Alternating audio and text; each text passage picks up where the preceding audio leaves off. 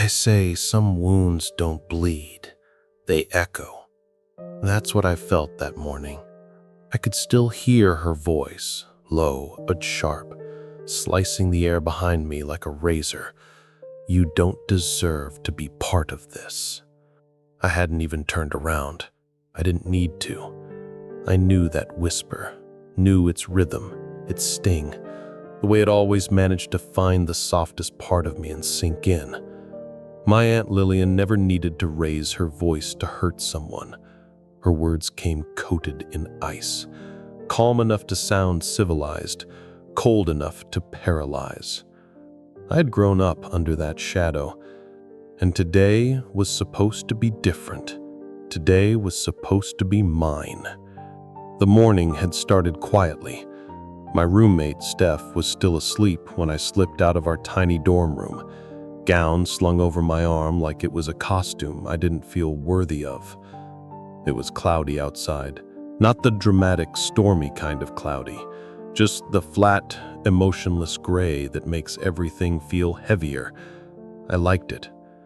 The world felt neutral for once, like it wasn't cheering or judging, just watching. I sat on the stone bench near the ceremony hall, not to reflect, not really, but because I couldn't stand being in that building. I wasn't ready to be surrounded by smiles I didn't feel, hugs I didn't want, family members who would nod at each other like they'd done something right by getting me here. They hadn't. I had. And yet, I couldn't stop hearing her. Not in memory, live, real time. My aunt's heels clicking closer on the stone, the slight shift in her tone when she spoke behind me. You've always been a charity case, but I suppose they let anyone graduate these days. I didn't turn. My fists clenched so tightly on my lap that my nails dug into the skin, little half-moons of red blooming in my palm. I didn't respond. I knew better. Answering meant inviting more. Your mother would have been so embarrassed, she added, voice cool, composed. Walking across that stage like you earned it. That one cut deep. Because my mother had never gotten the chance. Because she'd worked 3 jobs and still never saw me finish the first year of high school. Because she died trying to give me what Lillian and her neat suburban family always had, a future. And because I wasn't sure I had earned it. Not in the way they measured things. I rose slowly, steadying my breath, forcing my feet to carry me inside. Not out of pride, out of stubbornness, because every time someone told me I didn't belong, I stayed. Because I had learned, sometimes the greatest rebellion is simply continuing. Inside, the hall buzzed with soft voices, flashes of cameras, the rustle of robes and programs and expectations. I moved quietly through it all, an invisible guest at my own celebration. My cap felt too big, my gown too long. My name felt like a lie printed on a diploma. But I sat. I waited. I counted my breaths. They started calling names. The crowd would clap politely, sometimes cheer when it was someone's child or cousin or beloved overachiever, and I thought, just get through it, just survive this. But then something shifted. The dean stepped up with a different tone. The program said we were about to recognize a special distinction. I didn't even hear the first part of what he said. I was too busy pressing my fingers into my temples, willing the moment to pass. And that's why we are proud to recognize her achievement today. Not just for her academic excellence, but for her perseverance, her character, and the impact she made on her peers. Please join me in honoring, and then he said it, my name first. Not as one of many, not lost in the shuffle. First, alone. As the reason hundreds of people looked up from their programs, as the reason the crowd paused and then clapped louder than I had heard all morning. I didn't move. For a breath. 2. My body frozen, my mind catching up to what just happened. I felt my knees lock, my lungs compress, and then I stood. In the back of my mind, I imagined my aunt's face, her eyebrows twitching, her lips tightening just slightly. Not because she cared, but because she didn't see it coming. And I smiled. Not wide, not triumphant, just enough to know I was still here, and that maybe, just maybe, I had always belonged. I don't remember walking to the stage. I only recall the heat crawling up my back, the blur of faces, the sudden weight of every step, like it was testing whether I truly believed I belonged there. People clapped. Some stood.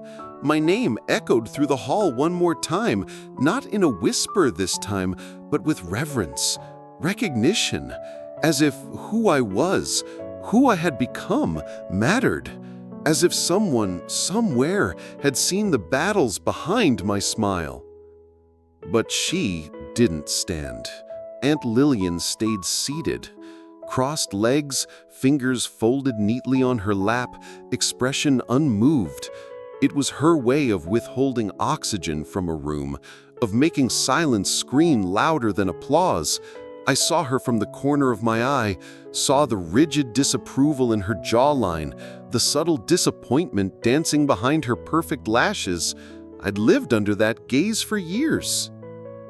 After the ceremony, while everyone else hugged and took pictures, I drifted through shadows like I was still 12, half visible, unsure if I was allowed to be seen. Steph found me first, her arms wrapped tight around me before I could say a word. I knew it. I freaking knew it'd be you. I believed her, not because of what she said, but because of how she said it. Steph always made room for people like me, the ones the world tried to crop out of the picture. We walked past balloons and proud parents and clusters of classmates, all glowing in the aftermath of a shared victory. And then I saw her, my aunt, standing by the edge of the courtyard, talking to a woman in pearls, probably telling her how she always believed in me. I could almost script the lie. Lillian was an expert at posturing. She knew how to smile in public and wound in private, a master of performance. But she didn't see the nights I studied with borrowed books by the vending machine light because the dorm room bulb burned out and I couldn't afford a new one. She didn't know how many hours I worked cleaning classrooms after lectures or how often I skipped meals so my part-time job could stretch to cover textbooks. She didn't see me crying in the bathroom after a professor looked at my clothes and asked if I was really enrolled. And yet she'd claim this moment, frame it in her gallery of family achievements, a painting she never helped paint. "You going to talk to her?" Steph asked quietly. I shook my head. Not yet. Maybe not ever. Instead, I wandered, past the gates, past the lawn that always seemed too manicured for people like me, toward the little hill that overlooked the city skyline. That's where I used to sit after shifts, watching lights flicker into windows I'd never live in, imagining lives that didn't ache all the time. I thought about my mom, about how she used to hum to herself while folding laundry, as if she knew something beautiful was still waiting on the other side of survival. She used to say, "Sometimes you plant seeds you'll never see bloom." I hated that phrase for years. I thought it was her excuse for staying stuck. But now, maybe she meant me. Maybe I was the flowers she never got to see open. That thought nearly broke me. I sat in the grass, gown bunched around my legs, the tassel tickling my cheek as the wind pressed soft against my skin. For the first time in years, I let myself cry. Not because I was weak, but because I'd finally stopped running. Because I wasn't trying to prove anything anymore. The applause had ended, but I was still here, and I wasn't invisible anymore. It was nearly dusk when I returned to my dorm. The sky had turned into a quiet mural of fading blues and purples, and the campus, once noisy and electric, was softening like a stage after the curtain falls. The celebrations were winding down. Laughter drifted in from the quad, and music buzzed faintly from a speaker someone had propped on a bench. But I didn't stop to join. I was carrying too much weight, not in my hands, but in my chest. I found an envelope tucked under my door.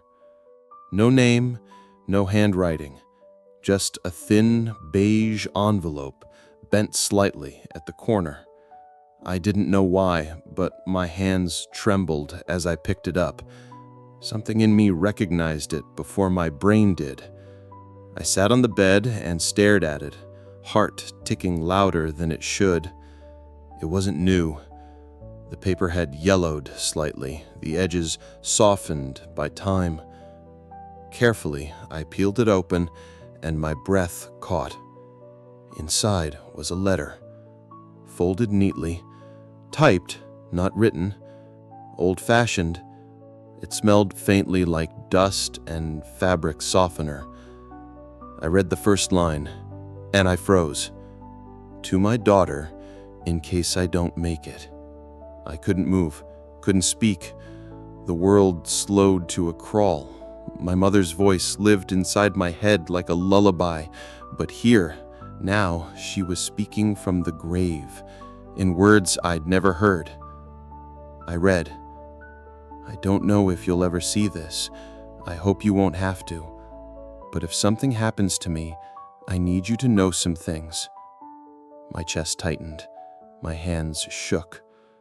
You're stronger than you think, not because of where you came from, but because of what you carry. You carry me. You carry our name. You carry every moment I tried and failed and tried again. Tears blurred the text. I wiped them away, desperate to read every word. If Lillian is there when you read this, be careful. She loves herself more than she'll ever love you. But don't hate her. That's not your burden. Rise above her.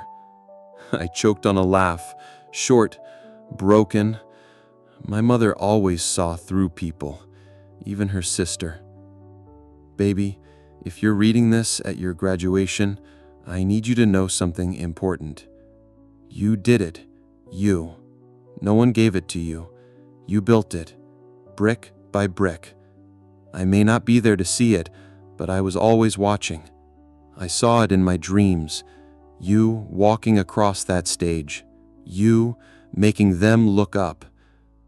By now I was sobbing, not quietly, the kind that shook my shoulders and emptied years of pain through the cracks in my heart. Because this was what I had needed. Not applause, not validation, not even Lillian's silence. Just this voice. Just my mother breaking time and death and distance to tell me I mattered. And at the very bottom, barely readable from the smear of my tears, was one final line. Make them remember the girl they tried to forget. I stared at it for minutes, maybe hours. I didn't even question how it got there. Steph would later tell me she found it in a storage box my aunt tried to throw away last summer. She had kept it, not knowing what it was, only that it had my name on it. She gave it to me now because something told her I'd need it today. She was right, because everything changed after that letter. Not outside, not dramatically.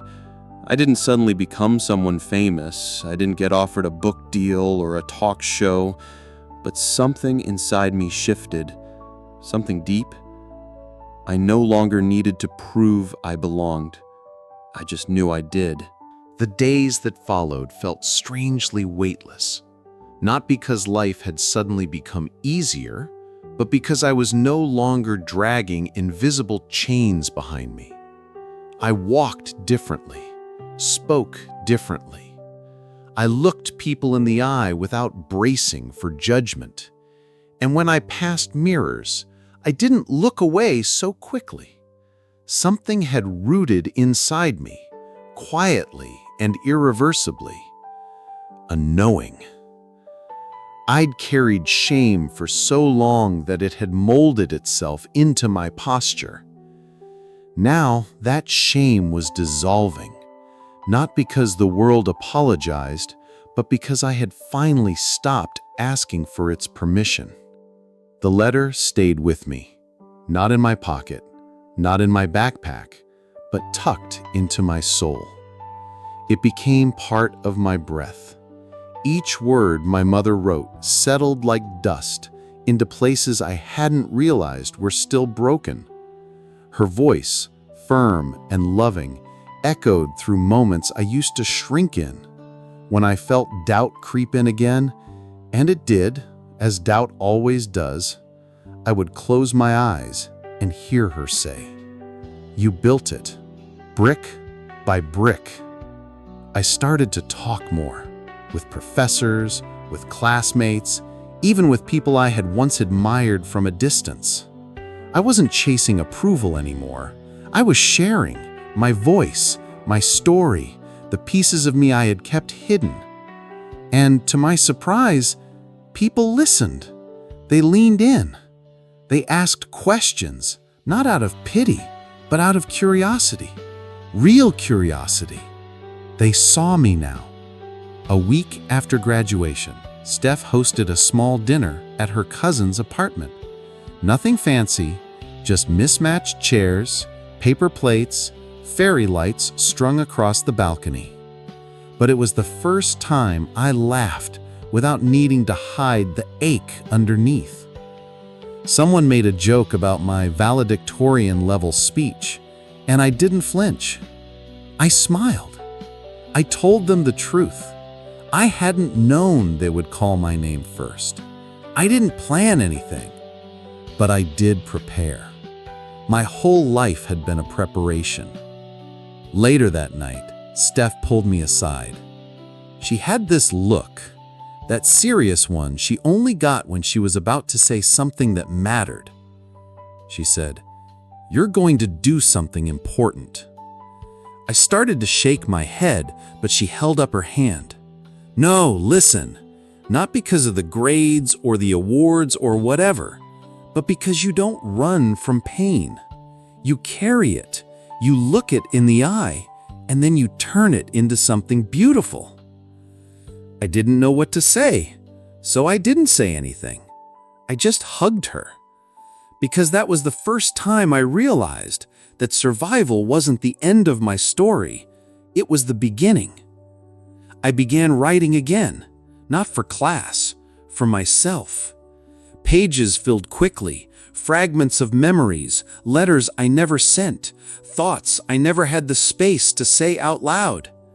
At first it was messy, but eventually it began to sound like something, like truth, like something other people might need to hear. That summer I submitted one of my pieces to a local magazine. It wasn't anything major. Just an essay about my mother, about the letter, about the moment on the hill when I finally let myself cry. I didn't think much of it, but a month later I received an email. "We'd love to publish this." It moved us. And there it was, the quiet miracle, not of recognition, but of resonance. Someone out there, a stranger, had read my story, and it moved them. I wasn't invisible anymore, not even to the world. It's been 7 months since I walked across that stage. 7 months since my aunt whispered words meant to shrink me, and the world answered with applause. 7 months since I held the letter that changed everything. People often ask what happened after, not in those exact words, but in the way they tilt their heads, curious, as if waiting for a twist, as if survival needs a sequel. I never know how to answer. Do I tell them about the job I got at the library, organizing community workshops for girls who remind me of myself? Or the poetry contest I accidentally won because I finally had the courage to say what I never said out loud? Do I tell them I moved out of that cramped dorm and into a shared apartment where my window faces the sunrise, and for the first time, I don't dread waking up? Or do I tell them about the email I got last week from a girl in Oklahoma who read my essay and wrote, "I didn't think anyone else had an aunt like mine. Your words made me feel seen." That's the one I tell, because that's the one that matters. Not because I want to be famous or because I think my pain was special, but because I now understand that silence is where shame grows, and stories are how we heal. I still hear my aunt's voice sometimes, not like before, not as an attack, but as a reminder of what I rose from. Her voice is smaller now, quieter, not because she changed, but because I did. At Thanksgiving, she said nothing to me, just raised her glass and nodded once. It was enough. I no longer needed more. I didn't need her validation. I had my mother's. I had mine. And that's the difference. I found a photo in an old box a few days ago. Me, age 6, sitting on the floor, reading a book that looked bigger than my whole body. My mom had written a note on the back in faded pen. She doesn't know it yet, but she's already writing her story. I do know it now. And I'm still writing. Every time I speak, every time I share, every time I sit across from a girl with tears in her eyes and say, "I believe you, I see you, you belong," I am finishing the letter my mother started. This isn't a story about revenge. It's not even a story about proving someone wrong. It's about proving one person right. My mother. She believed in a version of me I hadn't become yet. And now, finally, I've met her.